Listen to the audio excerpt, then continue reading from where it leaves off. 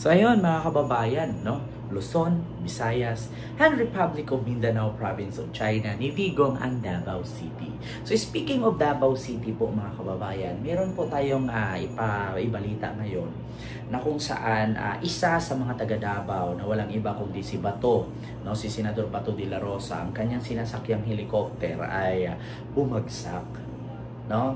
So ngayon, itong helicopter na to na kanyang sinakyan, no? Kasi nag-iikot kasi sila, nangangampanya. Hindi ko sure kung nangangampanya ba yung ganyan. Hindi ko alam. Kasi eleksyon naman na. So starting na siguro yung campaign. So nag-iikot sila. No? Sa bandang Manila, nag-iikot sila, sumasakay ng helicopter. So nangangampanya nga sa madaling salita. Sa kasamaang palad, bumagsak na ang helicopter na kanyang sinasakyan. At ito po, ipapanood ko sa inyo mga kababayan, no?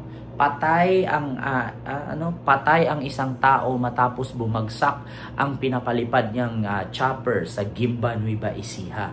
So ito po ay balita po ng TV Patrol or ng ABS-CBN, no?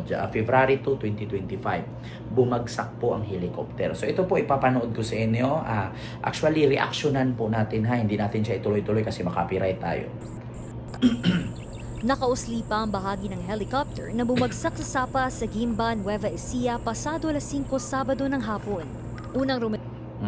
So, ayun, no, nakausli pa yung katawan ng helicopter na bumagsak sa Gimba, Gimba, Nueva Ecija. So, itong helicopter na to, ulitin ko po, ito po yung sinasakyan ni Senador Bato de la Rosa. So, ngayon, mga kababayan, ilan po ba ang patay? Isa po yung patay. Ngayon, ang tanong, sino po ba yung patay? Panoorin nyo po ha, kung sino po yung namatay. Responde sa crash site ang Gimba Police. Ito'y matapos na makatanggap ng tawag tungkol sa insidente. Agad lumusong responders sa pinagbagsakan ng helicopter pero hindi na nailigtas pa ang nag-iisang sakay nito. So, ngayon mga kababayan, so yung una daw rumisponde dito ay yung Police Gimba, Nueva Ecija. So ngayon, hindi na daw nakaligtas pa ang sumakay, no, or ang sakay ng helicopter. So kakasabi ko lang kanina ha, mga kababayan, na ang helicopter na sinakyan, no, ni Senador Bato de la Rosa ay bumagsak. So patay nga ang patay nga ang sakay. So, isang sakay. So, ngayon mga kababayan, ipagpatuloy po natin. Ang 25 anyos na babaeng piloto matapos mag-crash ang kanyang sinasakyang light helicopter dito sa Sitio Arimongmong, Barangay San Miguel, Gimba, Nueva Ecija noong Sabado ng hapon. Hindi pa so, yung piloto naman pala ang namatay. Hindi naman pala si Senador Bato de la Rosa. Bakit kaya? Sorry. Sorry po ha. Ulitin ko po ha. Ayon sa reporter ng ABS-CBN News, patay po ang piloto ng helicopter na kanyang sinasakyan. Ulitin ko po, ang helicopter po na minamaniho ng piloto na babae, ayan po yung helicopter na sinakyan ni Bato de la Rosa. Hindi ko sure kung ang helicopter na yan ay kay Willie Rebillami. Hindi ko lang sure kasi nabasa ko sa news na may mga nagko-comment na si Willie Rebillami daw. At saka mga kababayan, bago ko po sabihin sa inyo, hindi po si Bato de la Rosa ang namatay. Pero bakit kaya? Hindi. Sana siya na lang. Ay, sorry, joke lang. Hindi naman tayo katulad ng mga DDS na tanga no? Na halimbawa, si Digong galit kay BBM. Pati sila, galit na din sila kay BBM na wala namang rason. Diba? Si Digong lang naman ang galit kay BBM, sumasabay sila sa pagkagalit kay BBM. So, hindi naman tayo ganun. So, ulitin ko po, piloto po ng helicopter ang namatay na sinakyan ni Bato. Hindi po si Bato ang namatay. Pero bakit kaya hindi? Dapat siya na lang. Ay, sorry. Yun na, nabasa ko lang yun. Nabasa ko lang yun sa comment ng post sa Facebook na sana si Bato na lang. Ganun. Para pagbayaran niya yung mga pinatay nila sa extrajudicial killings. Diba? Dapat si Bato na lang ang natsugi. Para mabawas-bawasan yung mga demonyo sa Senado, sabing ganon. Actually huwag po kayo magalit sa akin, especially kay Senador Bato de la Rosa. Huwag kang magalit sa akin bilang isang vlogger, ay karapatan ko po ito mag-react. At saka, huwag ka po magalit sa akin, Senador Bato de la Rosa, kasi karapatan ko to. Kung gustuhin ko mang mamatay ka at mahulog ka sa helicopter, gusto ko yon. Oo. Bakit? Didiktahan mo ang buhay ko? Yun yung gusto ko, na mahulog at mamatay. Oo. Ikaw nga, hindi mo iniisip yung mga adik, pinagpapatay ninyo, 30,000 plus, na konsensya ka ba? Ngayon, sasabihin mo sa akin, grabe ka naman, Ken, vlogger ka, gusto mo pa akong mamatay at sumabay doon sa helicopter. Ginusto ko lang. Di ba? Pero hindi ko sinabing mamatay ka. Ginusto ko lang. Oo. Kayo nga, dami yung pinatay ng war on drugs Nakonsensya ba kayo? Buti pa kami, may konsensya. Hindi naman kasi kami DDS supporter na kahit hindi naman kasali sa galit, ay magalit na din. So, yun, pagpatuloy natin mga kababayan. Ito pwedeng galawin dahil maya-maya ay darating ang mga representatives mula sa CAAP o yung Civil Aviation Authority of the Philippines para mag-imbestiga ng insidente. Sa hiling na rin ng pamilya at PNP, hindi na muna pinangalanan ang nasawing piloto. Kinontak ko na. Actually, yung babae po, ang piloto po ay babae po yan. Actually, may TikTok account din siya. Napanood ko siya sa TikTok. Nakalimutan ko lang kung anong pangalan niya.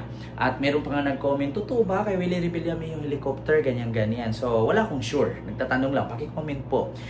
Pero sa totoo lang, ang dami po talagang nagsabi na, bakit si Bato hindi na lang sumabay? Sabi nga doon, sabi mo naman kayong ganyan. Oo, so, actually, buti nga Bato, niligtas ka pa ng Panginoon. So, mabait pa rin talaga ang Panginoon Bato. Kasi sa totoo lang, sa ilang daan yung pinatay ninyo, ilang libo, almost 30,000 yung pinatay nyo noon sa war on drugs. Dapat nga, hindi ka napatawarin ng Diyos Bakit? Ngayon, tatanungin nyo ako, grabe ka naman, Ken. Mga DDS, magreklamo yan. Grabe ka naman, Ken. Hindi naman si Bato ang pumatay. Hindi nga siya ang pumatay, pero sangkot siya doon. Siya ang PNP chief.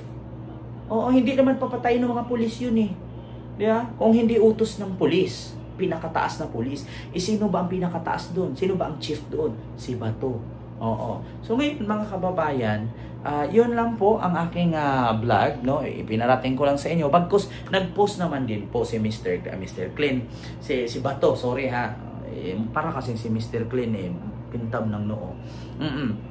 Nag-post naman si Senador Bato de la Rosa at kinumpirma naman niya na kinumpirma na hindi siya kasama sa helicopter crash sa Gimba, Nueva Ecija. So kinonfirm naman niya na sabi niya God forbidden daw, simba ko palayo, hindi naman daw po siya kasali dun sa bumagsak. Nangihinayang nga din ang iba dun sa comment section, sana sumabay ka na lang para mabawas-bawasan yung mga bobo sa Senado.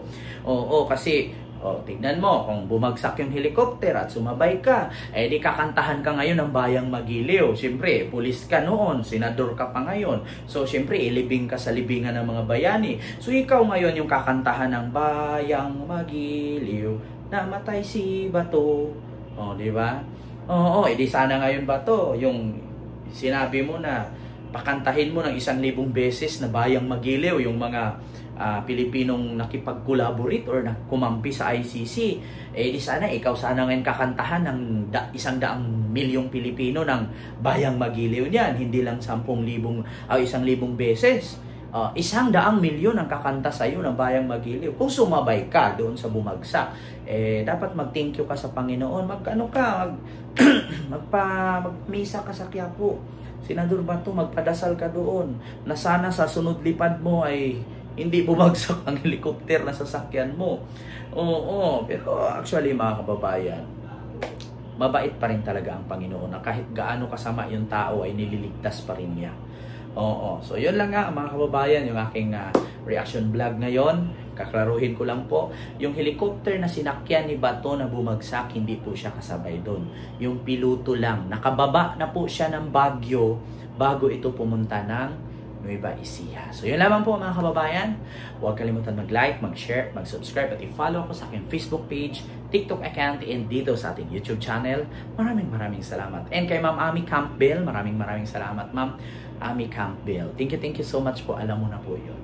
See you next vlog. God first.